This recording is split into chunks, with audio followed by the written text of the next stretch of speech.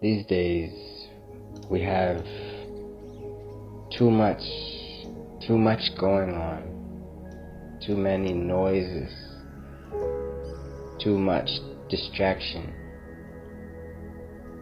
too many things in our mind, obsessive thoughts,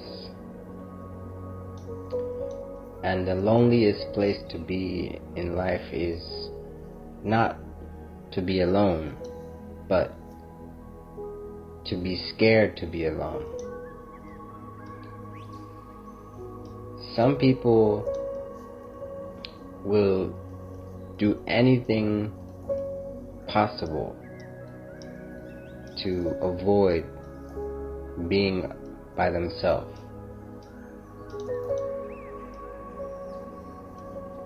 Actually, physically being alone, but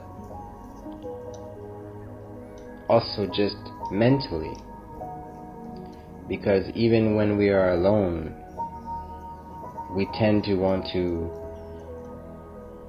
fill the space with distraction. Turn on the TV, put in our headphones, scroll through our feeds, call our friend, play a game. You know all the distractions that you do. And nowadays it's much more convenient.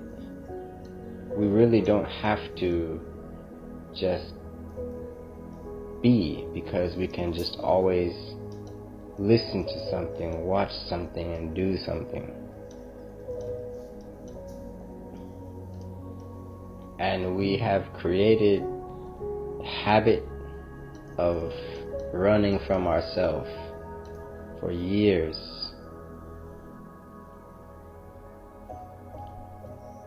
And normally it takes a tragic event or so much suffering for a person to decide to change themselves, to change their life.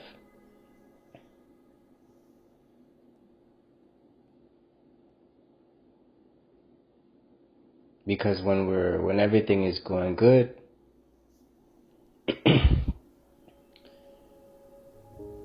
we don't want to embrace our solitude, our suffering, because we're attracted to what makes us feel good, and naturally we want to avoid what doesn't make us feel good.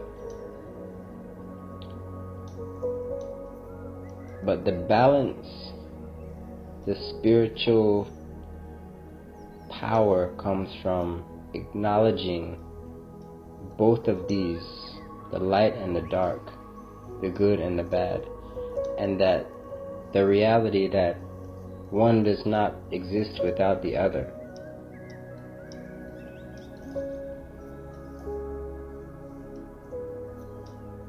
And this is sort of a lingering, effervescent calm. When you acknowledge this is what one may call contentment or peace. A lot of you are living in a prison, but you can't see the prison walls. A lot of you are living in hell, but you don't see the fire.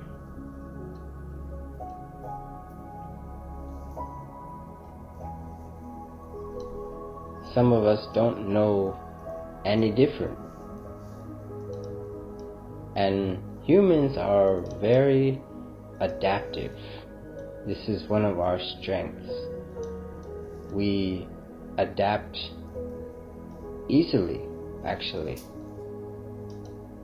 and quite quickly to circumstances.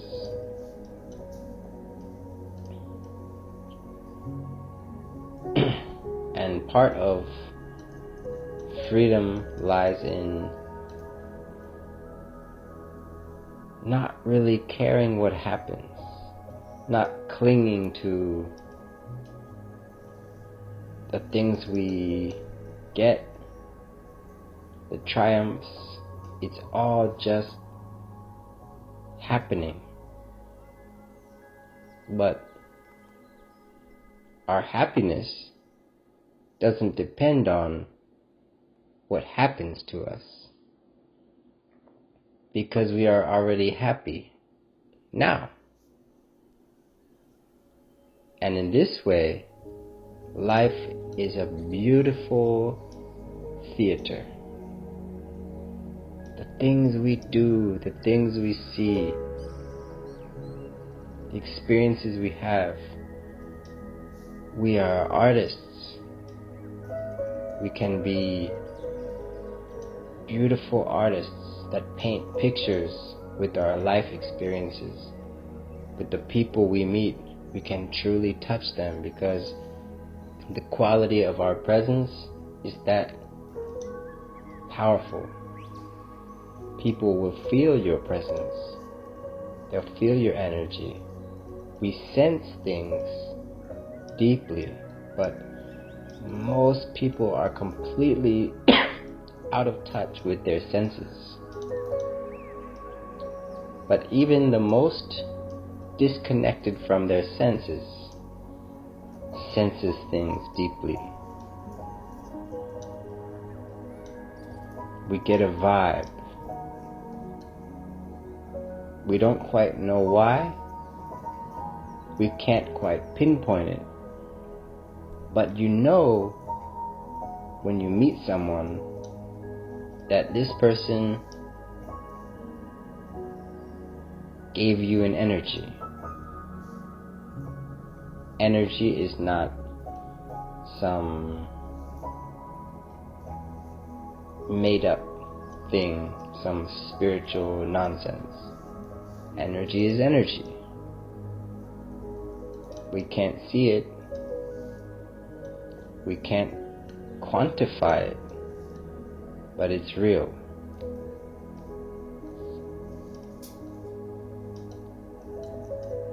There's something called collective energy, whereas when you're with like-minded people or with your family, you feel the energy of being together, togetherness.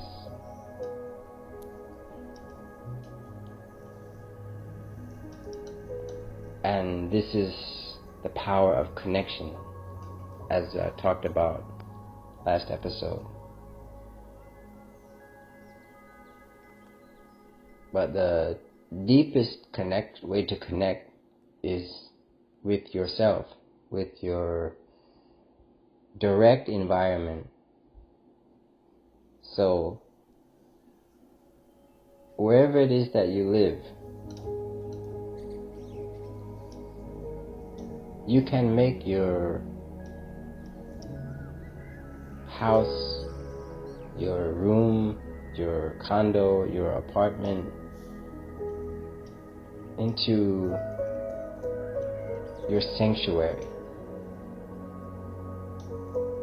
Your environment can be so sacred because you have the control over that space.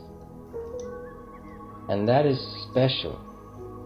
But if you don't value your space, your time, it's you time. If you don't know how to be in that space that is yours, even if it's just a prison cell, you could be in a prison, but it's your cell, your bed. You take pride in that space. That's all you have. You can make that enjoyable, because this is something that's unique to humans. We crave routines. It helps us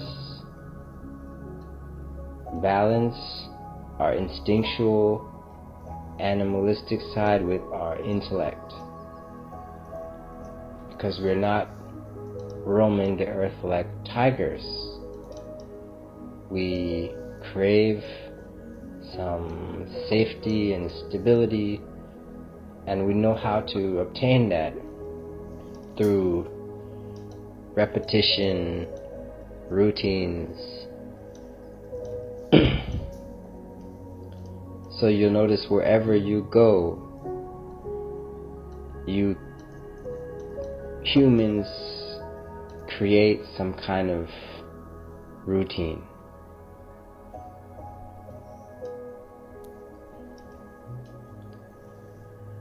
But many of us, we're so lost in life that our space isn't our home.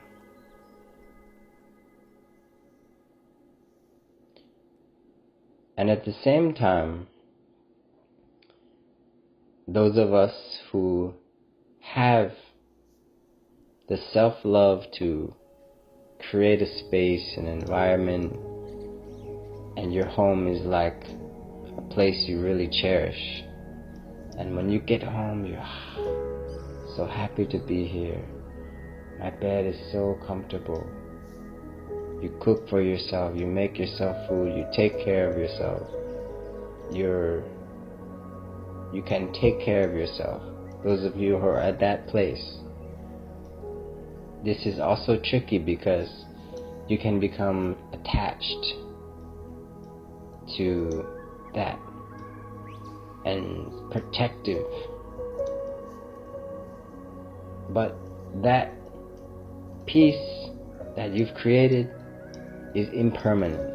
It won't stay the same. You can't stay there forever. You enjoy your time, what you've built, but it's changing tomorrow. You may lose it tomorrow. Don't attach to that peace. Your life is a rhythm, a rhythmic pattern, and you are the body riding the wave. Don't get attached to the wave.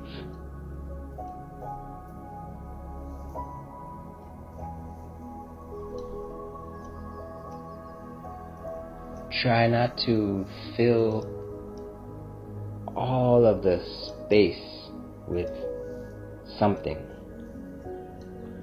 Just be. Being, as described in Buddhism.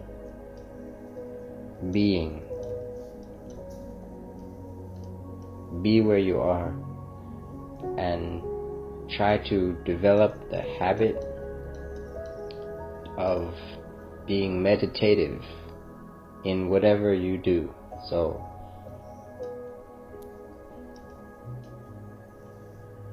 we have the habit to, we're walking outside, you're going to work, you have to listen to music. You go to the toilet, you sit down, you're on your phone. Before falling asleep, you watch TV. You fill the space. You're tired from work. You had a long day. What do? You call your coworker and you complain and you bond over the negativity. And of course, sometimes you need to vent. But what I'm saying is, a lot of the time we need to just be quiet. Your brain, our mind and body is amazing. It will work by itself on autopilot, but we get in its way. It's amazing what the mind will discover in silence. It will heal. It will let go.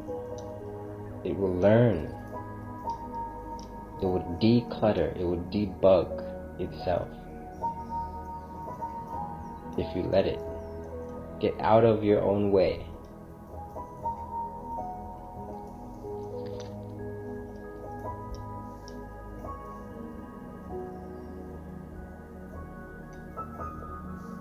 You are your own worst enemy.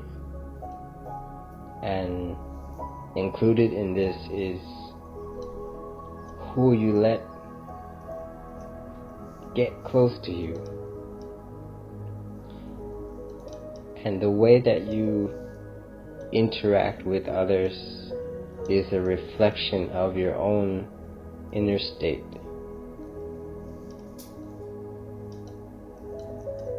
What other people think of you is not you. It's what they think about themselves. Let people have their opinions. Let people be unhappy. It's not your business.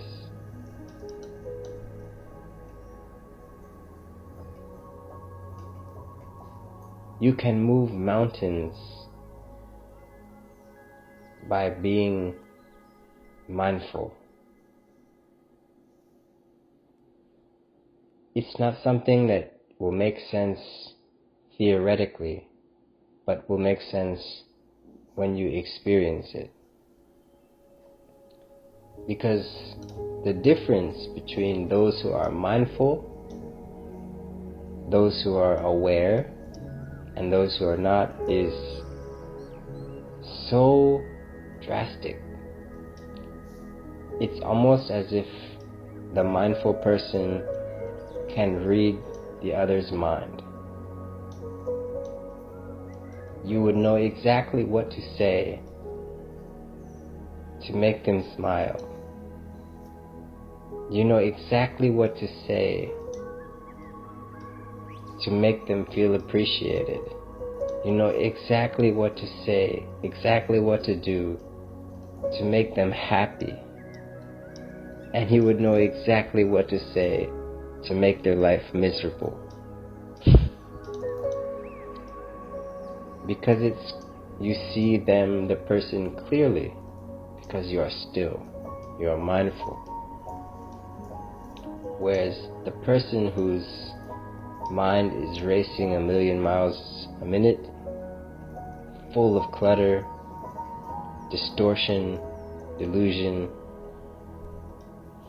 an egomaniac, if you will, this person is not seeing anything as it is.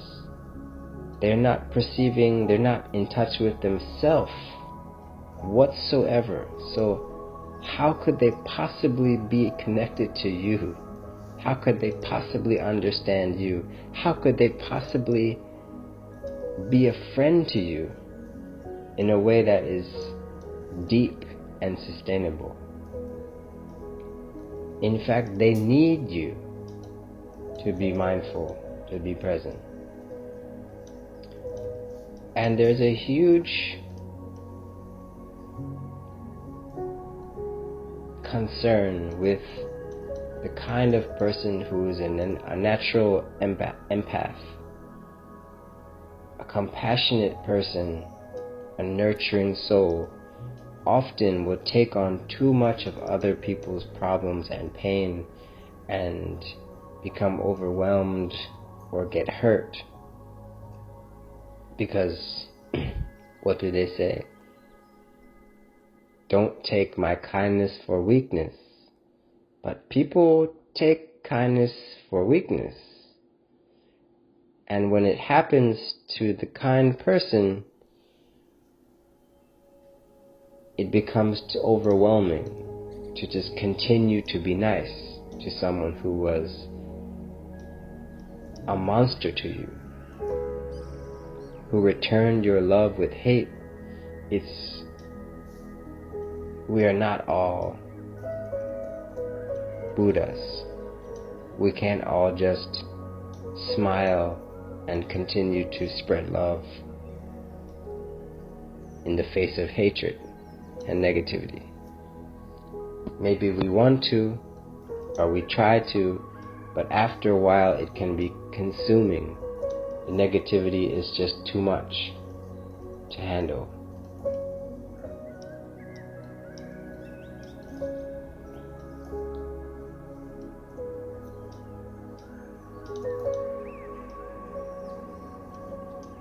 For those of you who are trying, who try to be a good person, and I assume if you're listening to this, you are one of those people, you should give yourself credit. Give yourself a pat on the back. You are one of the strong people. You are the hero. You are the kind of person that gives hope for human beings. And we have to recognize each other and connect other people to the same kind of positivity. But in no way can it be fake, for lack of a better word. How many people do you know that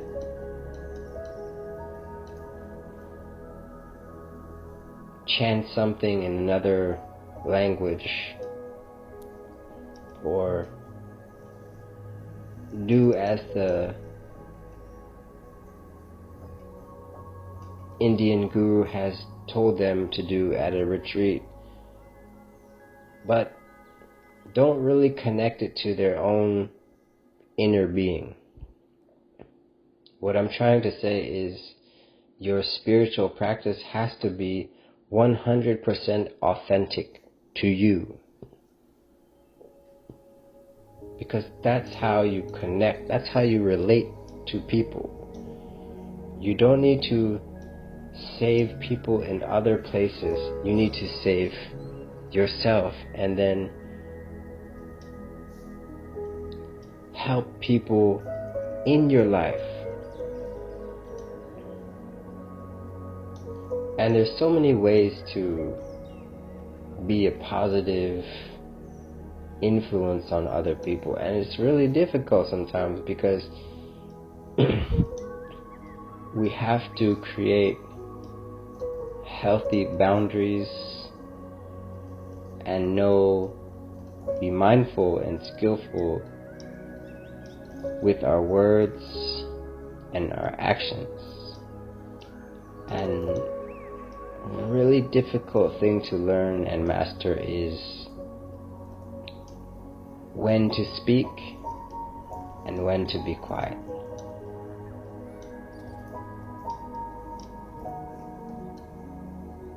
Sometimes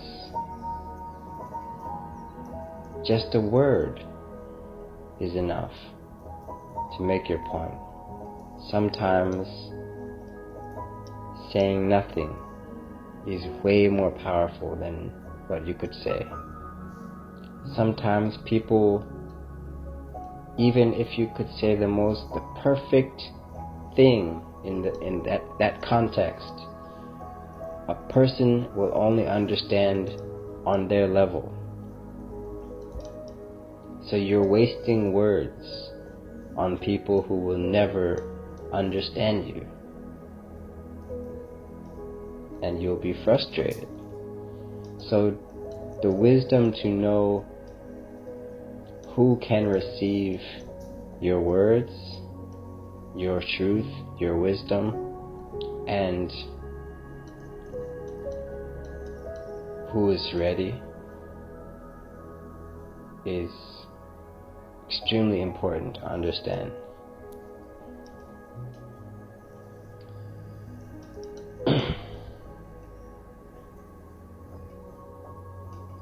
there's one more thing that I want to say today, and that is the importance of taking care of your body. Your body is the ultimate temple that you are residing in. And the comfort that you can feel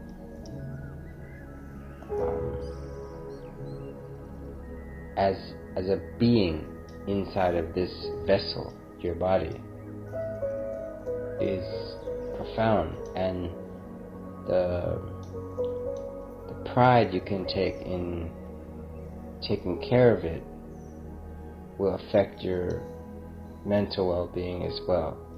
And this includes the food that you eat. This includes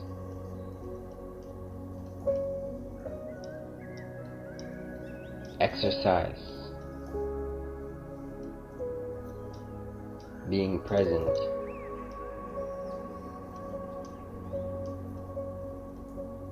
there's so many ways to take care of your body, and everyone is different. But the more that we neglect our physical well-being, the worse our physical well-being becomes, and the harder it is to get back on track. And as long as you're physically unwell, you will look unwell and you will feel unwell.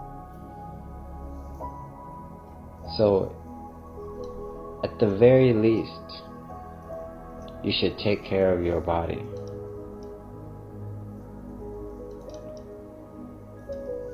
At the very least.